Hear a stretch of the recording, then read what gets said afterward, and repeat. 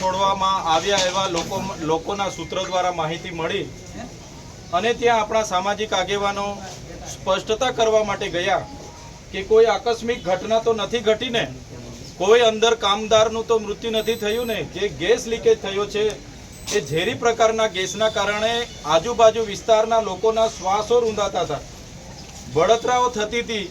એવા લોકોની રજૂઆતોને લઈને એ લોકો ત્યાં ગયા અને ગેટ પર રહીને એમણે માત્ર એટલું કીધું કે મેનેજમેન્ટ બહાર આવીને અમારી સાથે સ્પષ્ટતા કરે કે આવી કોઈ આકસ્મિક ઘટના તો નથી ઘટીને. જે પ્રકારે 2021માં પણ અહીંના ઝેરી ગેસ લીકેજ થવાથી કેટલાય કામદારોના મૃત્યુ થયા હતા અને આ કંપનીમાં ભૂતકાળમાં પણ એવી ઘણી ઘટનાઓ ઘટી છે.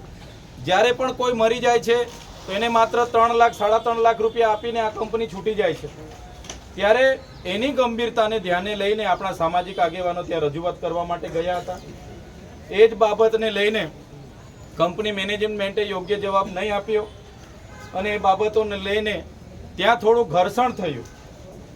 એકબીજા સાથે એ સમજાવટમાં કે કંઈ પણ ત્યાં ઉપસ્થિત થયું અને પોલીસે મેજિસ્ટ્રેટની પરવાનગીથી લાઠીચાર્જ કર્યો. એમાં ઘણા લોકોને ઈજાઓ થઈ છે, ઘણા રસ્તે ચાલનારા લોકો પર પણ લાઠીચાર્જ કરવામાં આવ્યો છે એવું સૂત્રોએ અમને કીધું. ત્યારે આ ઘોગંબા તાલુકામાં શાંતિ જળવાઈ રહે એવી શાંત તાલુકો હોવા છતાં આવી જ્યારે ઘટના ઘટે છે ત્યારે અમને પણ ઘણું દુઃખ થયું છે. ત્યારે આજે અમે એટલા માટે અહીંયા ઉપસ્થિત થયા છે કે આવી કોઈ પણ ઘટના આ વિસ્તારમાં નહીં ઘટે. સાથે સાથે જે કંપની આ વિસ્તારમાં છે, આ વિસ્તાર એ પેસા એક્ટ અંતર્ગત શિડ્યુલ 5 એરિયામાં આવનારો વિસ્તાર છે. ત્યારે અહીંયા કંપની જે તે વખતે આવી ગઈ તો એ કંપની પર એના યોગ્ય પુરાવાઓ છે કે કેમ ગુજરાત પોલ્યુશન કંટ્રોલ બોર્ડ સમયાંતરે એનું ઇન્સ્પેક્શન કરે છે કે કેમ, ગ્રીન ટ્રિબ્યુનલના સમયાંતરે લોકોને રિન્યુ કરવામાં આવે છે કે કેમ, એવા અનેક પ્રશ્નો છે. ત્યારે આ કંપનીને હમણાં બંધ કરવામાં આવે એવી પણ અમે માંગણી અહીંયા કરી છે. કેમ કે આ કંપની દ્વારા જે પણ ઝેરી કેમિકલ યુક્ત અહીંયા પ્રવાહી છોડવામાં આવે છે જેના કારણે અહીંની ખેતીની જમીનોમાં નુકસાન થઈ રહેલું છે, અહીંનું ભૂગર્ભ જળ પ્રદૂષિત થઈ રહેલું છે, આ વિસ્તારમાં જે પણ ઉપરના નદી નાળાના જળ છે એ પ્રદૂષિત થઈ રહેલા છે. ત્યારે આ જળ પ્રદૂષણ અને વાયુ પ્રદૂષણ ફેલાવતી આ કંપનીમાં તાત્કાલિક ધોરણે ઇન્સ્પેક્શનો કરાવવામાં આવે.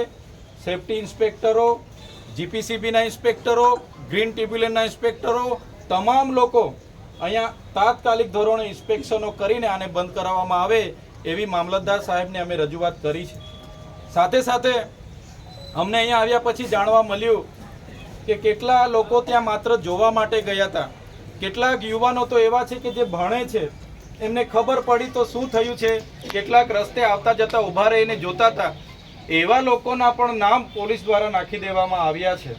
ત્યારે અમે પોલીસ અધિકારીઓને પણ કહેવા માંગીએ છીએ, પ્રશાસનને પણ કહેવા માંગીએ છીએ, અમે સંવિધાનમાં માનનારા લોકો છે, કાયદો અને વ્યવસ્થામાં માનનારા લોકો છે અને અમે પોલીસ અધિકારી હોય કે વહીવટી તંત્ર હોય બધાને સહકાર આપવાવાળા લોકો છે.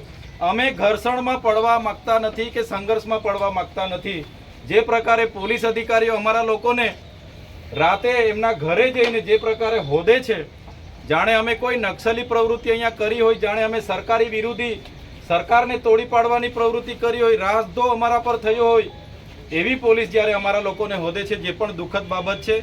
તો પોલીસ અધિકારી મિત્રોને પણ મારે નમ્ર વિનંતી છે, જે રજૂઆત આમના વતી હું કરવા આવ્યો છું તો એ એમના આગેવાન વતી મારે તમને રજૂઆત છે કે જે પણ લોકો આમાં નિર્દોષ, તમે 200 જણના નામો આપ્યા છે, કેટલાય લોકોની ગાડીઓ તમે લઈ લીધી છે, જે અમારા દ્રષ્ટિએ પ્રથમ દ્રષ્ટિએ ખરેખર એવા નિર્દોષ લોકો એમાં પણ સંડોવાઈ ગયા છે, જેમને આવનારી ભરતીઓની તૈયારીઓ પણ કરે છે. કેટલાક તો ત્યાં જોવા ગયા, કેટલાક રસ્તે હતા જતા જતા ઊભા રહી ગયા તો એમના પણ વિડીયોમાં હતા એમ કરીને એમનું પણ આમાં નામ લઈ લીધું છે. ત્યારે એવી બાબતોમાં પણ પોલીસ અધિકારીઓ ધ્યાન આપે, કોઈ નિર્દોષ આ ઘટનામાં નિર્દોષ ફસાઈ નહીં જાય એ પણ ધ્યાન આપે. અમે તમને સહકાર જ આપીએ છીએ. અમારે ક્યાંય અહીંયા કાયદો વ્યવસ્થા ખોળવાય એવી કોઈ પ્રવૃત્તિ અમે કરવા પણ નથી માગતા. આ તો આકસ્મિક ગેસ લીકેજ થયો અને ઝેરી ગેસ લીકેજ થવાથી આ વિસ્તારના લોકોની રજૂઆતને ગંભીરતા લઈને આગેવાનો ગયા અને જે પણ ઘટના ઘટી એ ન જ ઘટવી જોઈએ એવી બી અમે માનીએ છીએ. ત્યારે એ સહકારની અપેક્ષા પ્રશાસન પર પણ રાખીએ છીએ. કાલે ઉઠીને અમારા લોકો કહેશે કે ભાઈ અમને તો હજુ પણ ખૂબ હેરાન કરવામાં આવે છે, અમને મારવામાં આવે છે, અમને અમારા પરિવારને હેરાન કરવામાં આવે છે, હજુ અમને હોદે છે, દોડાવે છે, આ કરે છે, અમારે પછી ના છૂટકે સમગ્ર અંબાજીથી ઉમરગામ સુધીના લોકોને આહવાન કરવું પડશે. અને હજારોની સંખ્યામાં બધા જ લોકોને, જે આ વિસ્તારના આગેવાનો, ડૉક્ટર જયરામભાઈ, એમની પૂરી ટીમ, પ્રવીણભાઈ, જેટલા પણ લોકો સાથે આવું થયું છે એવા લોકોના સમર્થનમાં અમારે આવવું પડશે. ત્યારે આ જે લોકો જેલમાં છે અને જે લોકોને એ છે એમાં બધા સાથે અમે સમર્થનમાં ઊભા છે. આખો સમાજ તમારી સાથે છે. આજે અમે કોઈ રાજકીય રીતે નથી પણ આજ સામાજિક રીતે તમારી વચ્ચે આવ્યા છે. ત્યારે આ રજૂઆત અમે મામલતદારશ્રીને કરી છે અને અમને દિન 15માં યોગ્ય એનો જવાબ મળે એની પણ અમે એમને આશા વ્યક્ત કરી છે. ત્યારે જો દિન 15 પછી યોગ્ય જવાબ નહીં મળશે તો ફરી આપણે ભેગા થવાનું થશે. ત્યારે અંબાજીથી ઉમરગામના તમામ આગેવાનોને અહીંયા બોલાવીશું અને એમના સમર્થનમાં કોઈ મોટો કાર્યક્રમ પણ કરવાનો થશે તો કરીશું. આ જ અપેક્ષા સાથે આજના જે પણ 30 તારીખની ઘટના હતી એમના પરિવારના લોકોનું મનોબળ મજબૂત થાય, એમની સાથે આપણો બધાનો સહકાર દેખાય, એના માટે આપણે બધા અહીંયા ઉપસ્થિત થયેલા તમામ યુવાનો, વડીલો, માતા બહેનો, મીડિયાના મિત્રો, પોલીસ મિત્રો, વહીવટીતંત્રના લોકો, બધા જ લોકોનો હું આજના પ્રસંગે બધા વતી આભાર માનું છું. હવે પછીનો કાર્યક્રમ આપણો અહીંથી પૂર્ણ થાય છે. ત્યારે કોઈ પણ જાતની એ કર્યા વગર આપણે આદિવાસી સમાજ એ શિસ્તમાં માનનારો સમાજ છે. ત્યારે આપણને ન્યાય પ્રણાલિકા ઉપર પણ પૂરો ભરોસો છે. જે પણ લોકો જેલમાં છે, દેશનું સંવિધાન, દેશના ન્યાય પ્રણાલિકાઓ એમની સાથે ન્યાય કરશે એ જ અપેક્ષા રાખીને આપણે બધાએ એમની રાહ જોઈશું. અને આ કાર્યક્રમ પૂર્ણ થઈએ બધા પોતપોતાના ઘરે શાંતિથી પહોંચી જજો. આ જ વિનંતી સાથે મારી વાણીને વિરામ આપું છું. બધાનો ખૂબ ખૂબ આભાર, ધન્યવાદ.